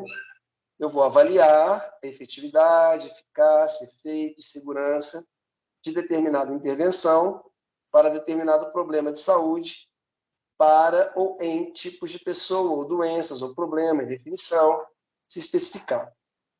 Podem ser incluídos objetivos específicos ou secundários, diferentes grupos de participantes, diferentes comparações, como já me relataram aí, né? Tem uma pergunta aí que parece que vão ter 3 comparações, né? E não é necessário explicar hipóteses específicas, tá? Não é revisão sistemática. E o protocolo? O texto deve ser escrito no tempo futuro, deve-se pensar em todas as possibilidades, permitir que objetivos sejam alcançados. Através do Cochrane Handbook, eu tenho um guia metodológico para a elaboração da revisão sistemática, nós já falamos sobre isso. E existe o Prisma, que é um guia de redação, tá? É um checklist. Isso daí, a gente tem que saber muito bem diferenciar o Prisma do Handbook da Cochrane. O Prisma é um guia de redação. São checklists que eu tenho que seguir todos aqueles tópicos para ver se a redação da minha revisão sistemática está ok ou não. O guia metodológico, ele vai ensinar como elaborar cada etapa da minha revisão, tá? Essa é a diferença. E aqui os critérios de elegibilidade, eu tenho que incluir os critérios para inclusão dos estudos, eles têm que ser relacionados ao tipo de estudo, ao tipo de participantes, ao tipo de intervenções e aos tipos de desfechos. Deixa eu voltar aqui. Então, para tipo de estudo, eu tenho que descrever o desenho do meu estudo elegível, tipos de participantes, deve ser escrita a doença, a condição de interesse, os critérios utilizados para a definição do diagnóstico, faixa etária, gênero. Para intervenção, eu tenho que colocar dose, frequência, intensidade, duração, e os desfechos, eu preciso colocar todos os desfechos relevantes, destacar as lacunas nas pesquisas primárias e incentivar os pesquisadores a investigar essas lacunas em estudos futuros. Isso daqui é mais uma informação, tá? Mas eu tenho que definir muito bem os tipos de desfechos, e eu posso ter desfechos secundários também. Por exemplo, naquela pergunta, voltando aqui, ó, nossa pergunta aqui, autonomia funcional poderia entrar aqui como... Deu ruim de novo. Poderia entrar aqui como... naquela pergunta, como um desfecho secundário. Deixa eu apresentar novamente. Professor, Oi? E no caso, se a minha intervenção ela for diagnóstica, ela não é terapêutica. Eu quero somente para avaliar uma coisa, como por exemplo biomarcadores. Eu tenho o meu grupo, né, específico. Eu quero fazer, né, um exame e comparar com pacientes saudáveis e ver se tem algum marcador específico para essa população. Como é que eu descrevo o meu desfecho nesse caso? O seu desfecho? Repete para mim a sua pergunta. A pergunta existem biomarcadores específicos para o transtorno bipolar? Então, eu vou pegar pacientes que foram diagnosticados com transtorno bipolar, vou fazer algum teste, por exemplo, de proteômica, né, ver se tem alguma proteína ou se tem algum marcador, né, lipídico específico para essa população e comparar, né, esses marcadores com pacientes saudáveis. Aí eu quero saber se eu consigo encontrar, por exemplo, um marcador específico para a atuação comparando com pacientes saudáveis. O seu E aí, desfecho qual parece que vai ser... o meu desfecho? Como é que eu descrevo ele? Parece que vai ser marcadores.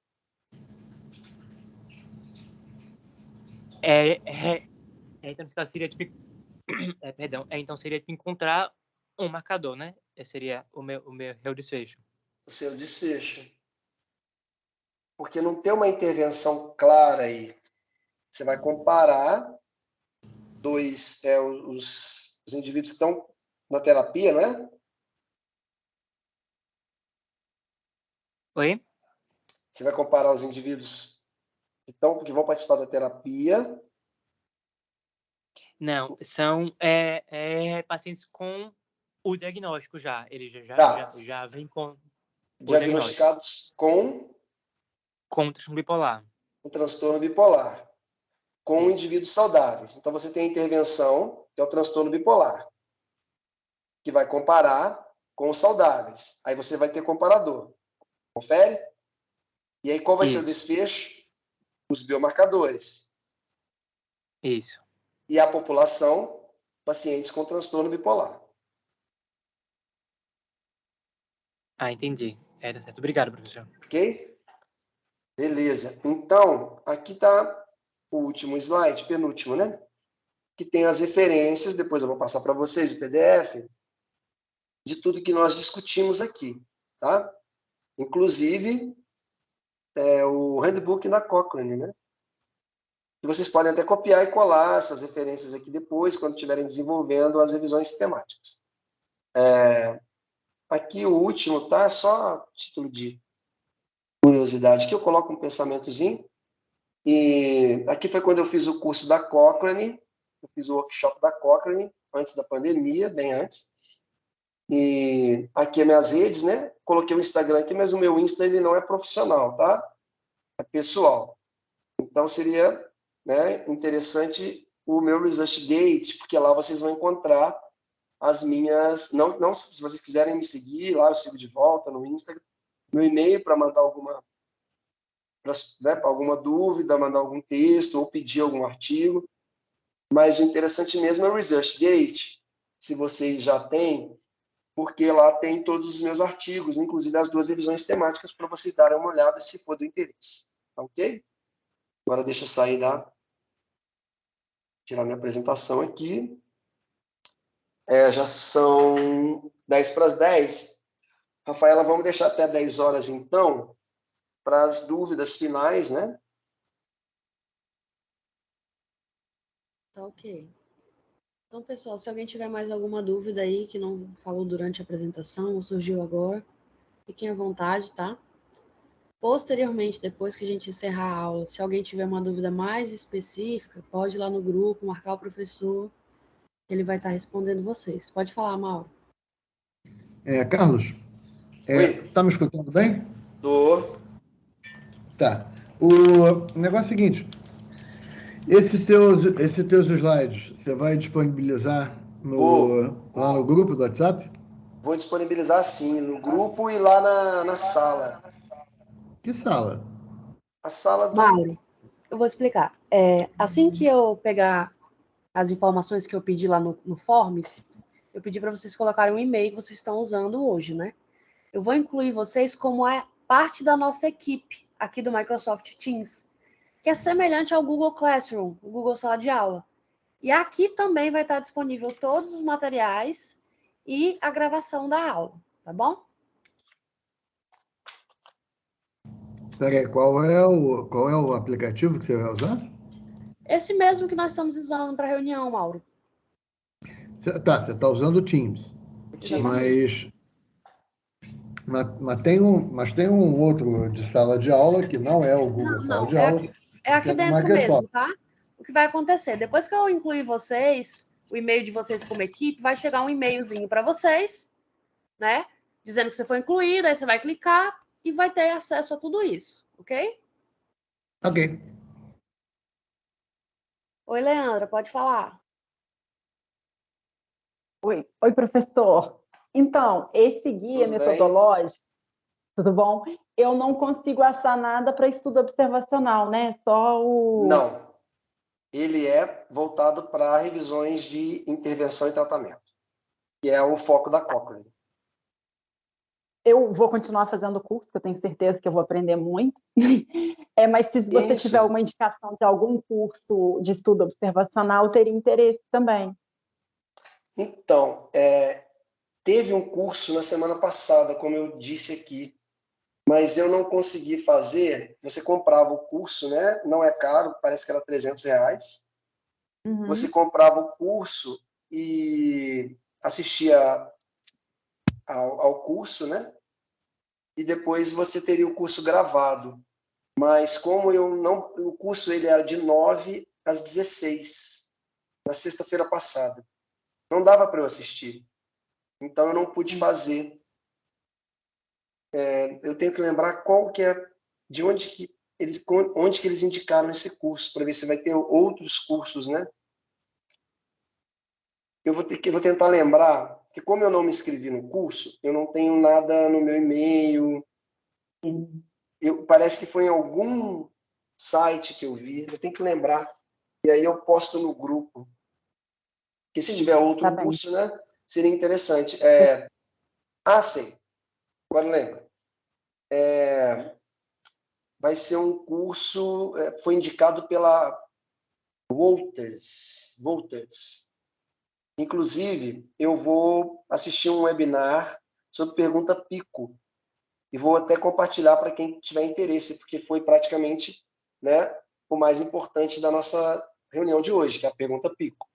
E aí, quem tiver interesse para poder aperfeiçoar, eu vou assistir, porque eu gosto muito da webinar dessa Wolters. Eu esqueci como é que fala. Mas aí ainda dá tempo de fazer inscrição, que é sobre pergunta Pico. Vai ser dia 14, vai ser dia 14 de... Eu até falo aqui, ó. Vai ser dia 14 de junho, esse webinar. Wolters Kluwer, como aprimorar sua revisão de literatura com a pergunta Pico. Tá? Eu vou até postar no grupo agora. Para não perder o fim da meada aqui. Não, isso aqui eu já estou clicando em participar do evento. Vou encaminhar lá o convite que eles fizeram.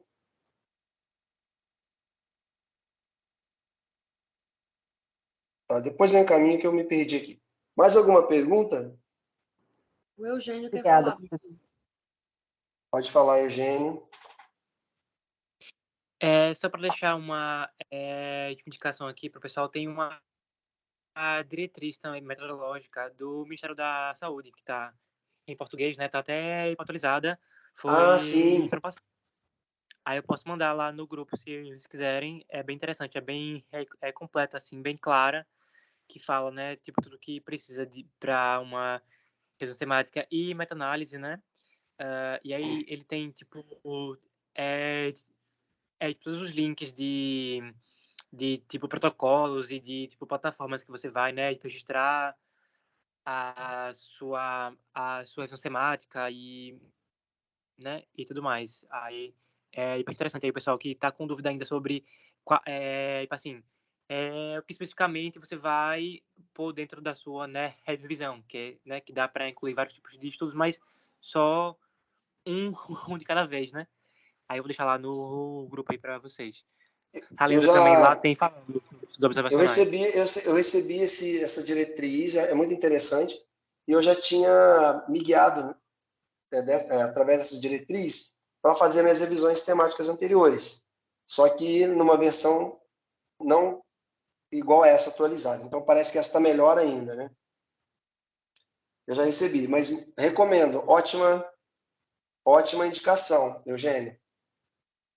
É lógico que nessa diretriz eu não vou ter um aprofundamento de como mexer com as ferramentas, mas eu vou ter uma noção geral. E isso já é importante.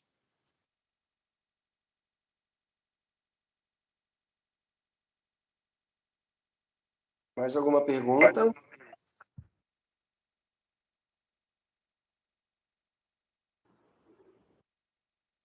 Acho que não, professor. Não, então, beleza, pessoal. Eu postei no grupo ontem um texto recente da Motriz, um artigo de como elaborar uma revisão sistemática, que eu achei que para primeiro texto de apoio para a nossa primeira reunião foi adequado, porque é um artigo pequeno, que ele fala todas as etapas de forma bem resumida, bem clara, tá? Eu segui esse artigo para fazer a minha última revisão, submeti para a Motriz, mas ela não foi publicada na Motriz, passou por 2 revisões lá, 2 rodadas, mas eu consegui, com base na avaliação dos revisores da Motriz, adequar o meu artigo e conseguir publicar em outra revista. Então, é a vantagem da gente ficar aí passando de revista em revista, desde que nosso artigo, nosso paper, né, seja avaliado, a gente tem que aproveitar essas avaliações como aprimoramento do nosso artigo. Foi o que aconteceu. Tá? Então, eu coloquei, seria interessante que dê uma lida sempre que for fazer alguma etapa da revisão, é curtinho. Hoje eu vou postar, o Eugênio indicou essa diretriz aí do Ministério da Saúde, já fica como, né, uma segunda fonte aí, porque a primeira fonte é o handbook da Cochrane, não dá para baixar em PDF, mas tem como você acessá-lo online, tá? E a segunda fonte aí é a indicação do Eugênio, que é a diretriz do Ministério da Saúde. E eu vou verificar aqui na minha pasta alguns artigos também que estão nas referências, que seria interessante vocês lerem para a gente passar dessa etapa, né? Por quê? Eu assumi o compromisso comigo de aproveitar que a gente está discutindo sobre revisão sistemática e começar uma revisão sistemática, tá? Então, eu já tenho a minha dúvida, tá? E eu vou desenvolver junto com vocês. Espero que vocês já pensem numa pergunta, já estruturem a pergunta, tá? E já, antes da nossa próxima reunião, quarta-feira que vem, já estejam com pelo menos a dúvida, a questão de pesquisa estruturada, de acordo com o acrônimo PICO, para quem vai fazer revisão sistemática de intervenção, ou PECO, PICO, para outros tipos de revisões, tá? Então, eu tenho aqui a minha questão de pesquisa, de estar mais